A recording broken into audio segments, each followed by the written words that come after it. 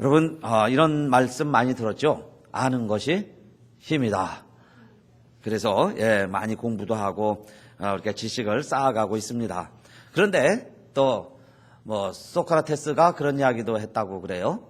내 자신을 알라. 알아야 될 것 중에 참 자기 자신을 아는 것도 중요하다 그랬습니다. 호세아는 우리에게 그러므로 우리가 여호와를 알자, 힘써 여호와를 알자 그랬어요. 그래서 오늘 제목이 여호와를 알자입니다. 한번 해봅시다. 여호와를 알자, 힘써 여호와를 알자. 아멘. 알아야 될 게 많아요. 아는 게 힘입니다. 그런데 누구를 더 알라 그랬어요? 여호와를 알자.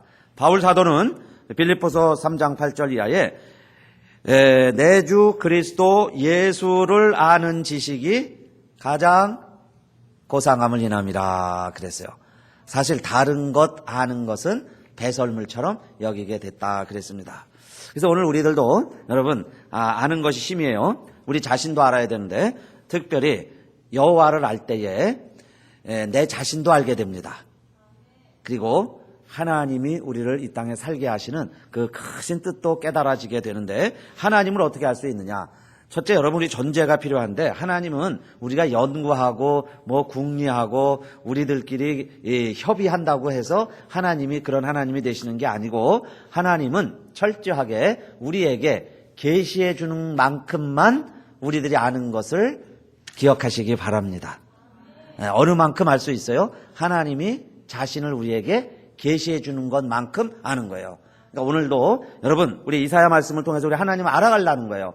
우리 계시의 하나님이 우리에게 밝히 알려주셔서 정말 말씀에 담겨져 있는 그 하나님을 온전히 이해할 수 있게 되시기를 축원합니다. 그래서 하나님을 아는 것, 노인 각과 하나님을 경험하는 게 필요해요. experience God. 하나님을 알아가는 거예요. 안다는 건 이제 경험을 하는 거예요. 그 하나님을 우리도 고백하는 거예요. 자, 그런데 이 이사야는 그 하나님을 어떻게 소개했느냐? 첫째로 야곱아 너를 창조하신 여호와께서 이제 말씀하시느니라. 이스라엘아 너를 조성하신 자가 이제 말씀하시느니라. 너는 두려워 말라. 내가 너를 구속하였고 내가 너를 지명하여 불렀나니 너는 내 것이라 그랬어요. 하나님은 나를 내 것이라고 부를 수 있는 자격과 권리가 있습니다.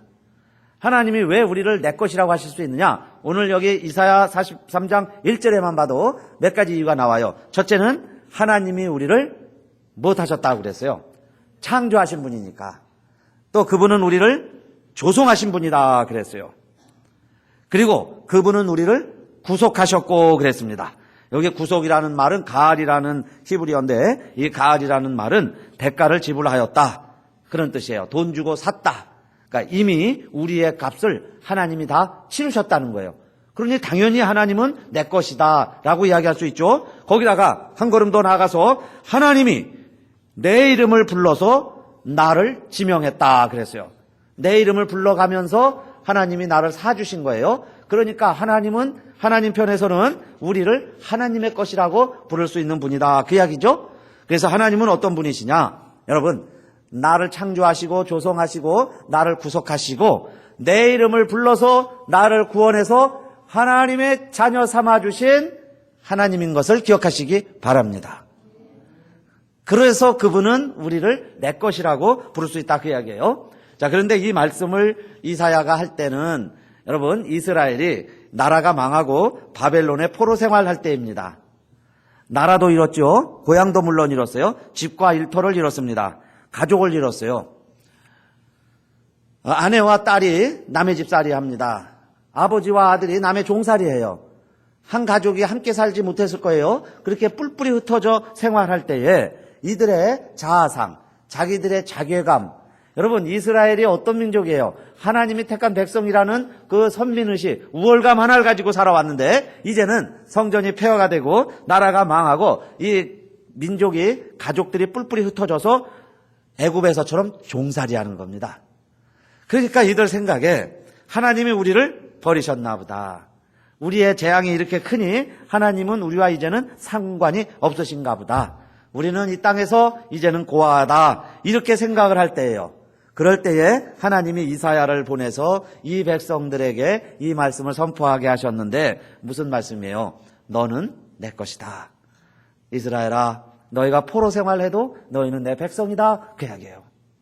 그런데 왜 하필이면 이스라엘의 이름이 많이 있는데 거의 야곱이라고 불렀죠. 야곱아 불렀어요. 이스라엘을 호칭하는 거예요. 야곱아.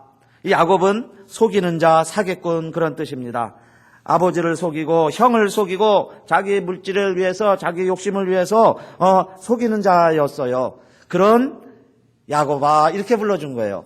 그런데 너희들이 지금 이렇게 고생하고 있지. 그러나 너희가 이렇게 고생을 해도 너희들은 내 것이다. 하나님의 백성이다. 그런 이야기예요.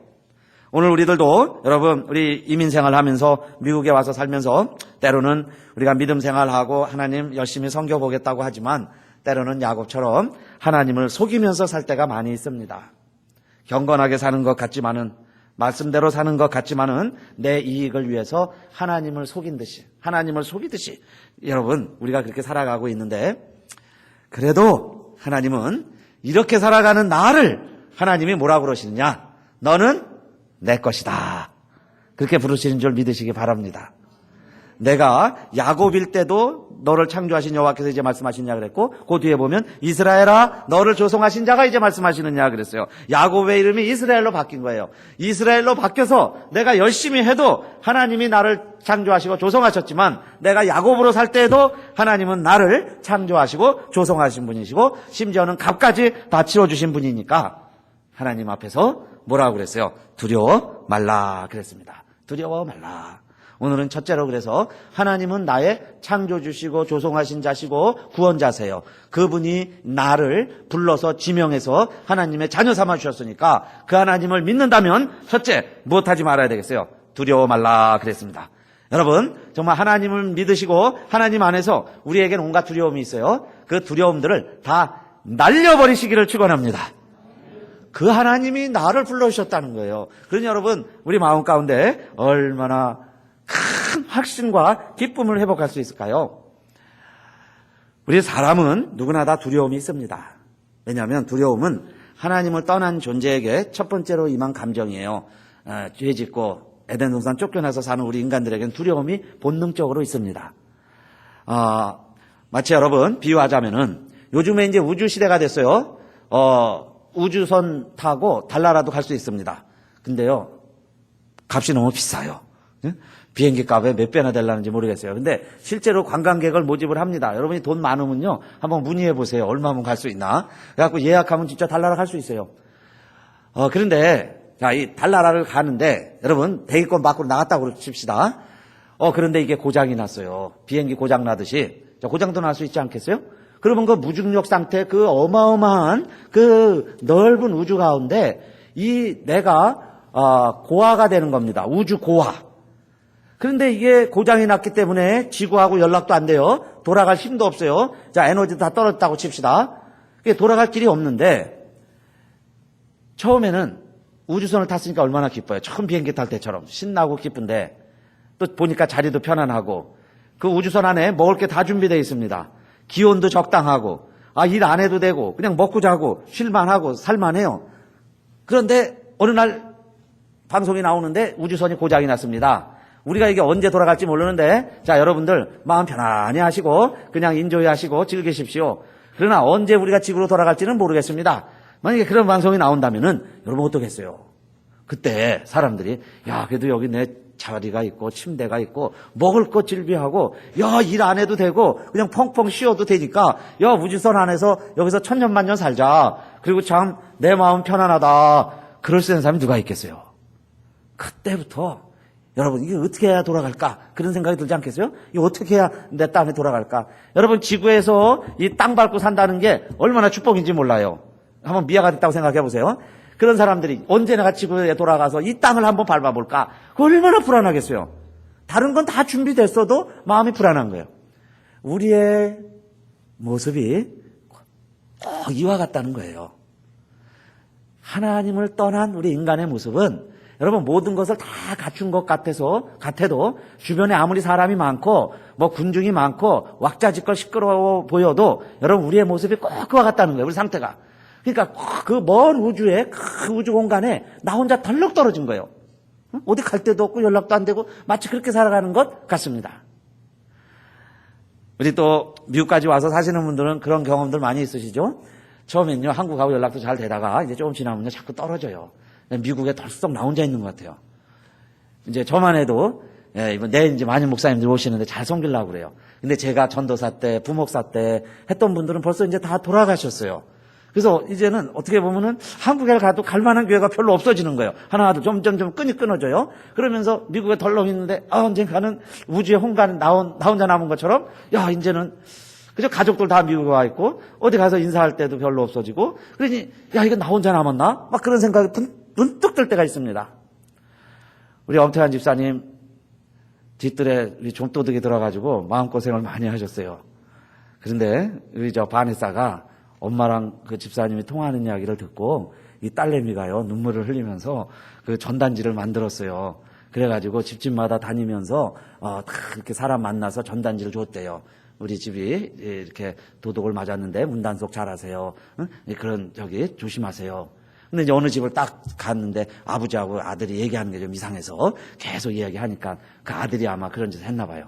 닭도 2마리 훔쳐가고 막 오렌지를 따가지고 저희 금별이가 그 집에 있습니다. 근데 이 묶여있으면 그놈한테 막 금별이한테 오렌지를 던지고 이러면서 그 뒷뜰을 막 망가뜨리고 갔으니까 마음이 얼마나 여러분 일하고 왔는데 마음에 얼마나 답답하고 참 찜찜하고 그래요. 근데 바네사가 돌다가 그 집을 찾아내가지고 그 집이 스스로 알아서 그 아버지가 그 아들 손 붙잡고 와서 사과시켰다는 거예요. 닭도 1마리 다시 가지고 오고 그러니까 용서해달라고 잘못했다고. 그래서 이제 집사님이 막 잠도 못 자고 이렇게 마음이 아팠는데 이제 마음이 풀리셨다는 거예요. 몇 개월 전에는 주일날 아침에 페인트 일하는 그 트럭을 잃어버렸어요. 트럭이 없어졌다는 거예요. 아침에 일어나 보니까 일하시는데 트럭이 없어졌어요. 여러분 얼마나 황당하셨겠어요. 그냥 승용차를 타고 어디론가 막 가서 그냥 한참 울고 주일날 못 오신 거예요. 막 울고 그냥 오후에 오셨다는 거예요.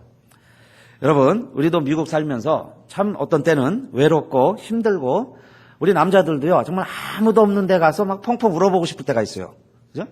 그런 마음들을 갖게 되는데 저는 지난 수요일 날 우리 힐링 콘서트를 하면서 우리 아이들을 보는 눈이 좀 바뀌었어요.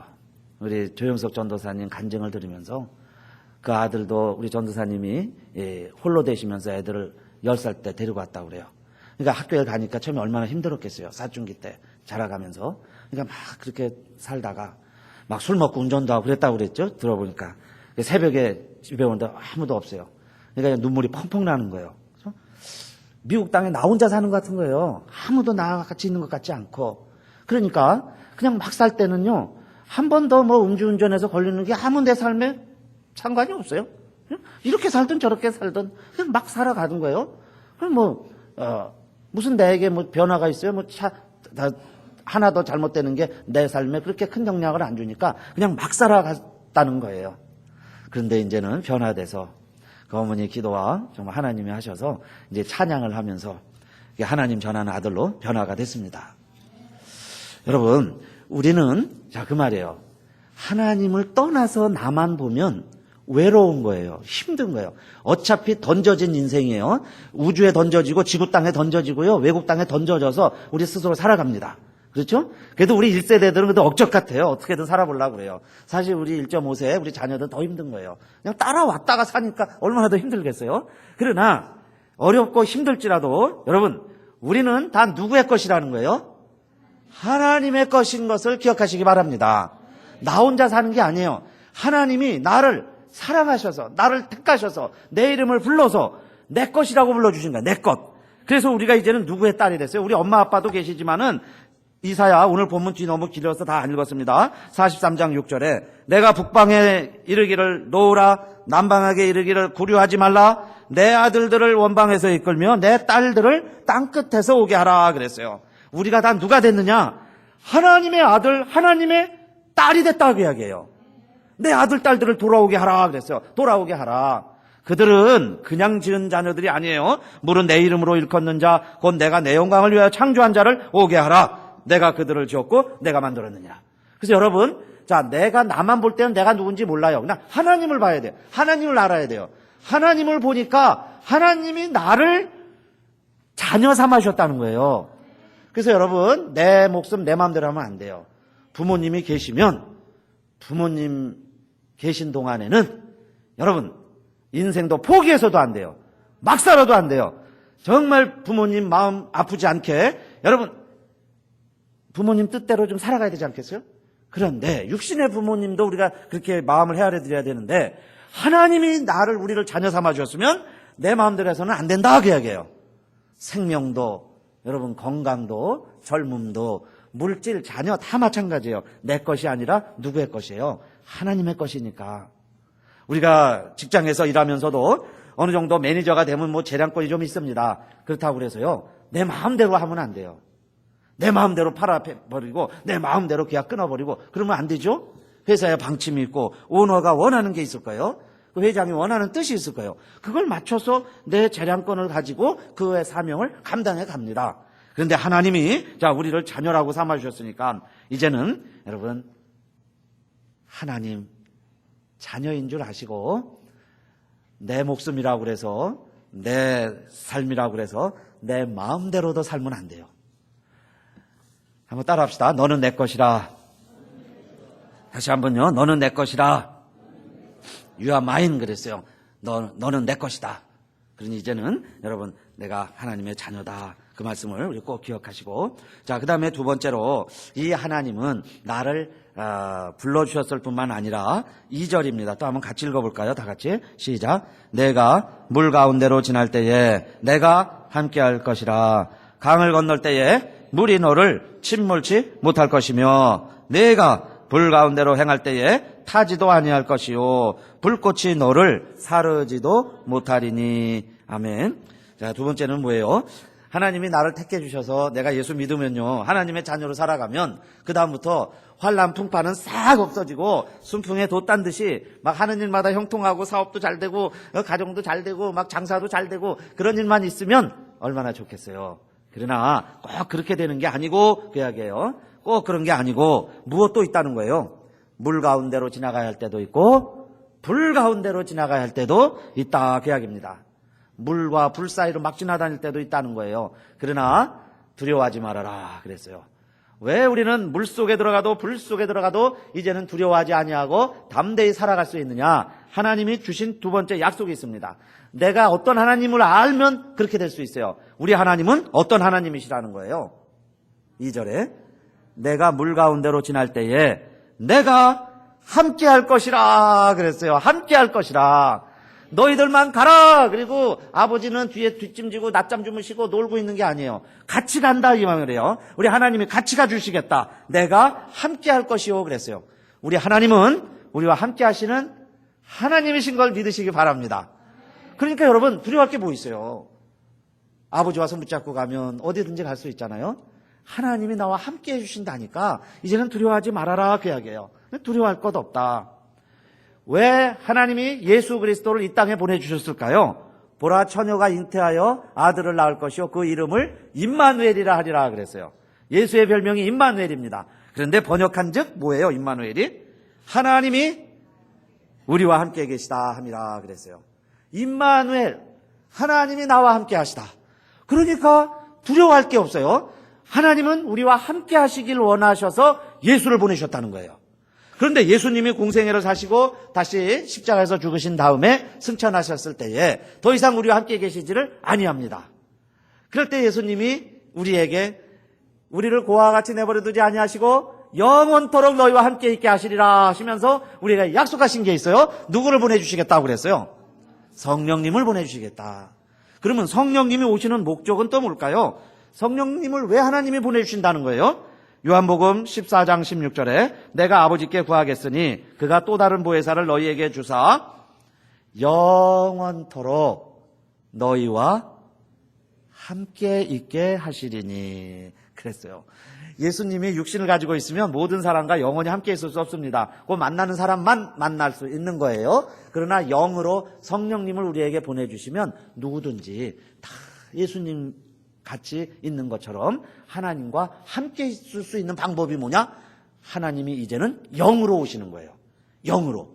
그래서 우리와 함께 있게 하시고 우리 속에 계시겠습니다 그랬는데 요한복음 14장 17절 자막이 준비됐어요. 다 같이 한번 읽읍시다. 시작. 저는 진리의 영이라 세상은 능히 저를 받지 못하나니 이는 저를 보지도 못하고 알지도 못함이라. 그러나 너희는 저를 아나니 저는 너희와 함께 거하시며 또 너희 속에 계시겠습니다. 아멘. 여러분, 성령의 목적은 뭐 다른 거 다 많아요. 은사도 있고 열매도 있고 뭐 많이 있는데 하나님이 성령을 보내주시는 근본적인 진짜 목적은 하나님이 우리와 함께 하시려고, 내 안에 들어오시려고. 육신대로 살아가는 우리들에게, 정말 우주 공간에 나 혼자 던져진 것 같이 외로움을 느끼는 우리들에게 너 혼자가 아니야, 너는 내 것이야, 내가 너와 함께 있는 거야, 이렇게 확신을 주려고 내 속에 들어오시겠다는 거예요. 그러니까 내 안에 여러분 성령님이 계시면 우리는 이 세상 어디에 나 홀로 한복판에 물속에 불속에 혼자 있어도 여러분 두려움 없이 담대하게 믿음으로 승리하시기를 축원합니다. 실제로 이스라엘이요, 물속에 들어가 다 나왔어요. 홍해에 들어가도 하나님 다 가르시는 거예요. 그죠? 난 나왔습니다. 제자들이 배 타고 가는데 풍랑을 만났어요. 다 죽게 생겼습니다. 그래서 예수님 보니까 배 밑창에서 주무시고 계세요. 예수님 깨워가지고 우리는 죽게 됐는데 잠만 주무십니까? 그러니까 왜 두려워하느냐? 믿음이 없는 자들아 왜 두려워하느냐? 그러시더니 파도야 잔잔해라. 파다는 파도와 바다의 합친 말이 파다예요. 파도하고 바다를 향해서 잔잔해라. 그랬더니 어떻게 됐어요? 그냥 잔잔해졌어요. 하나님은 우리와 함께 하시는데 여러분, 주님이 나와 함께 계시면 풍랑도 잔잔해지는 것을 믿으시기를 바라겠습니다. 또 오병이의 기적을 행하신 다음엔요, 예수님이 사람들이 막 왕을 삼으려고 그러니까 이거는 아닌데 그러시면서 혼자 산에 가서 기도하셨어요. 너무 오래 기도하다 보니까는 밤이 멎었는데 제자들 먼저 배 타고 가라고 그랬습니다. 그래서 갈릴리 바다를 먼저 제자들은 배 타고 가고 예수님은 지금 기도하고 있는데 또 풍랑이 일어났어요. 이번에는 배에 예수님이 안 계신 거예요. 그런데 예수님이 가라 그래서 먼저 반대편으로 가고 있습니다. 근데 또 풍랑을 만났어요. 이제는 꼼짝없이 우리가 죽었구나. 이젠 예수님도 안 계시니 우리는 죽었구나. 이러고 있는데 갑자기 파도를 헤치고 뭐 흰옷 입은 막 우리로 말하면 12시에 나타나는 그 귀신 같은 그런 거 있죠? 그런 모습을 하고서 누가 막 오는 거예요. 가만히 보니까 예수 같기도 하고 한쪽에서는 아니라 그러고, 근데 가까이 오면서 보니까 예수님이 맞는 거예요. 주여 우리를 살려주세요. 그랬더니 믿음이 없는 자요 어찌 두려워하느냐? 뭐라고 그러셨어요? 내니 두려워 말라 그러셨어요. 나니까 두려워 말아라. 예수시다 이 말이에요. 여러분, 우리 하나님은 어떤 분이시냐? 내가 지금은 홀로 있는 것 같지만은 내가 힘들고 정말 죽을 것 같고 외로우면 하나님께 부르짖으면 우리 하나님은 파도를 막 걸어서라도 달려와서 우리의 손을 붙잡아 주시는 분이시다 그 말씀이에요. 평소에는 안 보이던 하나님이 내가 어렵고 힘들어서 주여 죽겠습니다 도와주세요 살려주세요 그러면 막 하늘에서 비행기 타고 내려와서라도 여러분 우주 한복판에 있을지라도 우리 하나님은 달려와가지고 우리를 건져줄 수 있는 분이 하나님이시다 그 말씀이에요. 왜? 내 안에 지금 누가 계세요? 성령님이 계시고 그 하나님은 우리와 함께 있기를 기뻐하시는 거예요. 함께 있기를. 그러니 우리들이 여러분 뭐 좀 힘들고 어렵다고 자 이게 좌절할 필요가 없다 그 말씀입니다. 우리와 함께 계시기를 원하시는 하나님. 그러면 우리는 이 세상을 이제 어떻게 살아가야 되겠어요? 사실 풍파도 많고 불 같은 시험도 많습니다. 그 사드락 메삭 아벳느고 보세요. 느부갓네살 왕의 금신상을 만들어 놓고 절하라는 거예요. 누구든지 절하지 아니하면 풀무불 속에 집어넣는다. 그런데 사드락 메삭 아벳느고는 조국이 망한 나라의 젊은이들입니다. 나라가 망했어요. 그래서 저 페르시아에 포로 생활을 하고 있습니다. 그래도 그들이 믿음을 지키자고 그렇게 약속을 했어요. 우리 셋은 어떤 일이 와도 우리 하나님만 섬기자. 그런데 그 시련이 온 거예요. 불같은 시련이죠. 우상을 섬겨라. 안 섬겼어요. 절 안 합니다. 그랬더니 이제 왕 앞에까지 끌려갔어요. 왕이 물어봅니다. 너희가 정말 금신상에게 절 아니하였느냐? 그 다음에 너희들 절 안 하면 지금이라도 안 하면 이 법에 의해서 또 왕도 체면이 있잖아요. 법을 집행해야 되니까 너희들 당장 저 풀무불 속에 집어넣어야 되는데 너희들 자 금신상에게 절을 할 거냐 말 거냐 지금 불을 태워놓고 질문을 하고 있는 거예요. 그럴 때 세 친구가 뭐라고 대답을 했어요? 너무나 멋있는 답변을 합니다. 왕이시여 질문 같은 질문을 하십시오. 그 이야기입니다. 대답할 가치도 못 느끼겠습니다. 그 이야기입니다. 질문 같은 질문을 하라는 거예요. 내가 지금 왕이 무서워서 풀무불이 무서워서 금신상에 절하고 우리 살 줄 아시오? 그 말이에요. 당신이 우리를 풀무불 속에 집어넣는다 할지라도 우리는 금신상에게 절하지 아니합니다. 그 이야기예요. 나의 하나님이 내 안에 계신 내 하나님이 나를 건져주실 것입니다. 그랬어요. 내 하나님이 나를 살려주실 것입니다. 그러나 혹시 그러하지 아니할지라도 우리는 금신상에게 절하지 아니하겠습니다. 그러니까 왕이 화가 나가지고 7배나 더 뜨겁게 해라. 7배나 뜨겁게 했어요. 옆에 있는 사람들이 타 죽었습니다. 그런데 집어넣는데도 살아난 걸 믿으시기 바랍니다. 불같은 시험, 어떤 어려움, 시련이 와도 내가 하나님만 섬기겠다면 내 안에 계신 하나님 배신하지 아니하고 세상과 맞바꾸지 아니하고 내가 하나님만 의지하고 나간다면 하나님이 우리를 책임져 주시겠다. 그 말씀이에요. 함께 하시겠다는 건요, 그냥 같이 놀자 그것만 하는 게 아니에요. 너희가 물 가운데 들어가면 내가 건져주리라. 그 약속입니다. 여러분, 우리가 아들, 딸 키우면서도 우리 자녀들이요, 조금만 어려움 당하면 우리 부모들이요, 마음이 그 도와주고 싶은 거예요. 더 도와주고 싶어요. 여러분 딸이요, 어느 건달이 지나가다가 희롱하는데 가만히 보니까 자기보다 힘이 세고 키가 크다고, 아이고 아버지가요 무서워가지고 야 네가 어떻게 해결해봐라. 그리고 도망가는 아버지가 어디 있겠어요. 어느 집에 불이 났는데 퇴근해서 보니까 자기 집이에요. 탁 보니까는 아이들이 걱정이 나니까 불 속에 들어갔습니다. 그래갖고 애를 건져왔어요. 그러고 보니까 또 아내가 안 보여요. 근데 불은 이미 벌써 확 다 올랐는데, 근데요 이 남자가 그 불 속에 들어갔다가 결국 아내 건지지 못하고 둘이 목숨을 잃은 실화입니다. 실제 이야기예요. 그러니까 내 가족이라면, 여러분 내 사랑하는 아들, 딸, 아내를 위해서도 정말 그렇게 몸 바쳐서 건지려고 하는데 하나님이 너는 내 것이다 이야기해놓고 조금 어려움이 있으면 하나님 나 몰라라 그러시겠냐 그 말이에요. 내 안에 하나님이 계시면, 여러분 지금 우리 안에 주변에 안 보일지라도 주여 도와주세요 그러면 우리 하나님께서 우리를 그럼 내가 책임져 줄게. 그리고 어디선가 나타나서 우리를 도와주는 손길이 있는데 그게 하나님이신 줄 믿으시기를 바랍니다. 두 번째는 그래서 반드시 나와 함께 하시리라 그랬어요. 그리고 세 번째 3절입니다. 또 이 하나님은 어떤 하나님이세요? 다 같이 한번 읽어볼까요? 3절 시작. 대전하는 여호와 내 하나님이요 이스라엘의 거룩한 자요 내 구원자임이라. 내가 애굽을 너의 속량물로 구스와 스바를 너의 대신으로 주었노라. 4절 더하겠습니다. 한 절 더 시작. 내가 너를 보배롭고 존귀하게 여기고 너를 사랑하였은즉 내가 사람들을 주어 너를 바꾸며 백성들로 내 백성을 대신하리니 그랬어요. 자, 우리 하나님은 이제 우리와 함께 하실 뿐만 아니라 우리를 사랑하셔서 지켜주신다고 약속했죠. 그런데 그 하나님의 사랑이 어떻게 나타나느냐. 하나님은 나를 건지시기 위해서는 애굽도 구스도 수바도 아끼지 아니하시고 그들을 다 속량물로 대신으로 줄지라도 내가 너는 건져내리라. 그 약속입니다. 그러니까 애굽 사람들이 여러분 쓸데없이 장자들이 다 죽었어요. 그거 애매히 죽은 거죠. 근데 그걸 우리가 이해하기가 어려워요. 그냥 인도적으로 윤리적으로 그냥 세상 사람들 생각으로만 이렇게 하면 그 하나님 참 성격도 괴팍하시다. 이상하죠. 그 왜 남의 아들은 다 죽이고 이스라엘만 살리시나. 그 이해가 안 되는 거예요. 성경을 읽어도 우리 처음엔 자꾸 그런 생각이 많이 들어요. 그게 우리가 이제 그냥 일반적인 상식적으로 생각하면 이해가 잘 안 됩니다.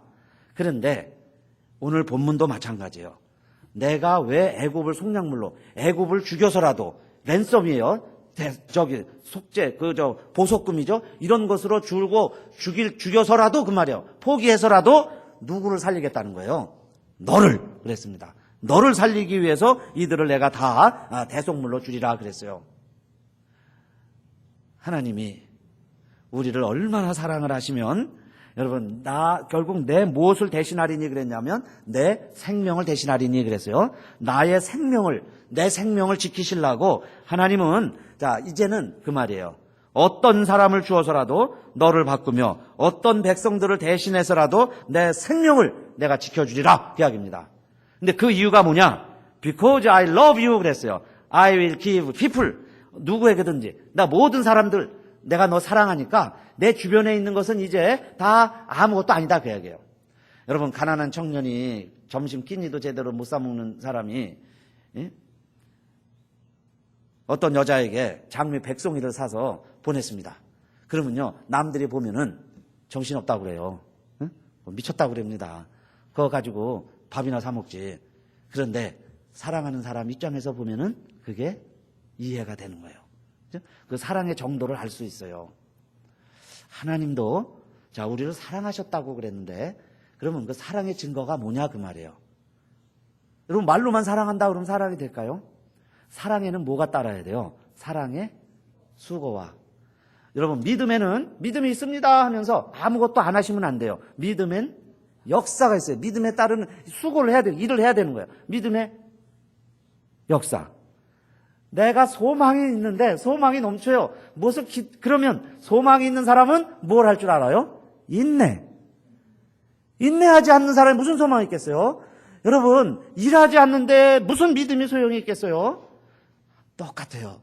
사랑을 한다고 그러면 수고가 뒤따르는 거예요. 수고. 그만큼 수고하는 거예요. 자식을 위해서 부모를 위해서 수고하는 것이 그게 사랑입니다. 그런데 하나님의 사랑은 어떻게 나타났어요? 그 하나님의 수고와 하나님의 희생이 무엇으로 나타났느냐? 하나밖에 없는 독생자 예수를 나를 위하여 희생, 그거 버리는 수고를 아끼지 아니하는 것을 보니까 하나님의 무엇을 우리들이 알아가는 거예요? 사랑을 알게 되었다 그 말씀입니다. 사랑을 알았어요. 하나님이 나를 이렇게 사랑했구나. 그래서 오늘 이 말씀은 이런 의미와 똑같습니다. 여러분, 자 우리가 어려움 처해 있으면요, 하나님은 나 하나를 구원하기 위해서 나를 구원해내려면 자 지구를 반쪽 내야 돼요. 지구를 절단 아주 박살을 내야 돼요. 나를 구원시키려면. 자, 누가 나를 아주 핵무기를 해갖고 지구에다 묶어놨다고 칩시다. 하나님이 나를 구원하시려면 지금까지 이렇게 해지중지한 이 지구와 이 지구상에 60억이 넘는 수십억의 인구가 있는데 나 하나를 건져내려면 이 사람들 다 죽여야 돼요. 그래도 그 말이에요. 하나님은 나를 건지실까요? 안 건지실까요? 나를 건지시는 하나님이신 줄 믿으시기 바랍니다. 우리 하나님은 그렇게 안 할 거야. 숫자를 생각해서 60만이 더 크지 않았고 이렇게 생각하는 사람은 아직 하나님의 사랑이 얼마나 크다는 걸 잘 아직 실감 안 하신 거예요. 하나님은요 이 지구 절단내서라도 나 하나 건져주실 거예요. 그게 우리 하나님이신 줄로 믿으시기를 바랍니다.